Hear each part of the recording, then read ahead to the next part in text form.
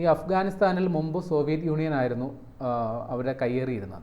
അപ്പോൾ ഈ സോവിയറ്റ് യൂണിയനെ അവിടെ നിന്ന് പറത്താൻ വേണ്ടിയിട്ട് ഈ താലിബാൻ എന്ന് പറയുന്ന പ്രസ്ഥാനത്തെ, അന്ന് ബിൻ ലാദൻ അമേരിക്കയ്ക്ക് വളരെ സ്വീകാര്യനായ വ്യക്തിയായിരുന്നു.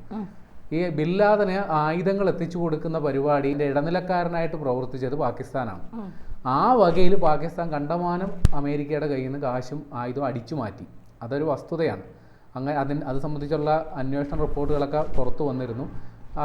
വൻ നാണക്കേടായിരുന്നു അതിലുണ്ടായത് പാകിസ്ഥാൻ. കാര്യം അമേരിക്കയിൽ നിന്ന് വന്ന ആയുധങ്ങളിൽ പണവും ആയുധവും കുറേയൊക്കെ അതിൻ്റെ ഒരു വീതം മാത്രമേ ഈ താലിബാന് പോയിട്ടുള്ളൂ.